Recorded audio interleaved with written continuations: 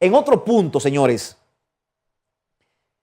estuve leyendo un artículo que escribió el expresidente de la República, Leonel Fernández, que estuvo publicado en un diario de circulación nacional, donde está hablando de que el presidente, de que el gobierno, más que ganar unas elecciones, lo que el gobierno hizo fue comprar unas elecciones, señalando que esto se reflejó en el más alto índice de abstención en la historia electoral del país.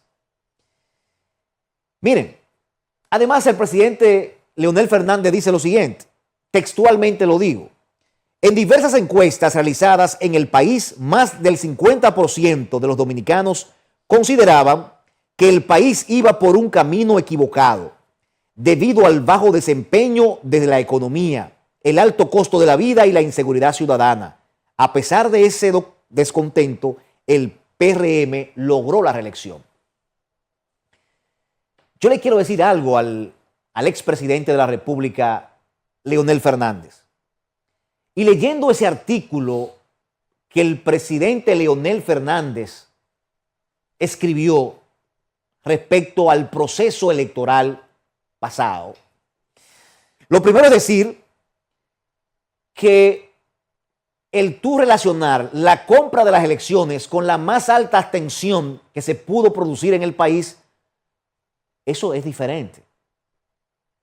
Si tú me hablas de abstención electoral, significa eso entonces que ya lo hemos comentado aquí, que la oposición no le fue atractiva a ese 46, 47% que decidió no ir a las elecciones. Las propuestas que habían no le fueron atractivas. Y la oposición no se preocupó por conectar con la gente. ¿Por qué? Bueno, Leonel Fernández ya 3 veces presidente de la República. Ya ha aspirado, aparte de tener 3 victorias, ya lleva 2 derrotas. Tiene 3 derrotas. Luego voy a analizar ese chin. 3 derrotas. Entonces, eso no se debió a ese punto. Tú no puedes relacionarme compra de elecciones con abstención. O sea, la gente le pagaron para no ir a votar. Eso es lo que quiere decir Leonel Fernández. Yo no creo eso. Yo creo que si la gente aquí es de la Fuerza del Pueblo, es del PLD, es del PRM, va y vota por su candidato. Hay otra gente que no se moviliza, que los partidos políticos lo que tenían que hacer era llevar las propuestas para que se conectaran con esa gente y esa gente fuera a votar. Simplemente, en el otro punto, él habla de alto costo de la vida, de que la gente entendía que el país andaba por mal camino. Sí, es verdad. Pero la gente entendió que el menos malo de los 3 era Luis Abinader. No es que el gobierno de Luis Abinader era bueno o fue bueno para muchos, pero lo encontraron menos malo que el de Leonel Fernández y que el de Abel Martínez o el PLD. Porque aquí se vendió y se ha vendido que los gobiernos del PLD fueron gobiernos corruptos y la gente compró eso. Y cuando hablo del PLD, encierro a todo, el PLD verde y el morado, los dos juntos. Porque lo del PLD verde duraron 12 años gobernando y lo del PLD morado solamente gobernaron 8. Bueno, gobernaron 20. Pero ellos solitos gobernaron 8, simplemente. Entonces, son parte de lo mismo, de la misma estructura, del mismo libro. Y vendieron eso a la población lo compró hasta el punto que 2 días antes de unas elecciones se estaba todavía hablando de sometimiento de nueva gente en procesos judiciales en el país. Entonces, ahí va el punto. A lo que decía en principio, se votó por el menos malo, no que se compró las elecciones. Entonces, en otro punto, él habla de la compra de votos mediante programas sociales. Y dice él que retornó el clientelismo. Miren, Leonel, pero ¿dónde se activaron los planes sociales de forma excesiva? Tú lo implementaste. Porque la tarjeta Solidaridad que inició con Hipólito Mejía, se hizo, que la gente ni maneja ese dato de que se inició con Hipólito Mejía, se conoce que se magnificó en tu gestión. Entonces, tú no me puedes decir a mí que por los planes sociales, no, si es por los planes sociales, ¿por qué no ganó Gonzalo Castillo en el año 2020? Que se hicieron, señores, el plan, miren, las ayudas sociales más grandes, más significativas se activaron aquí en medio de una pandemia. Aquí hubo recursos para los empresarios con el asunto este del salario, de quédate en casa, el fase 1, fase 2, el PATI para los emprendedores.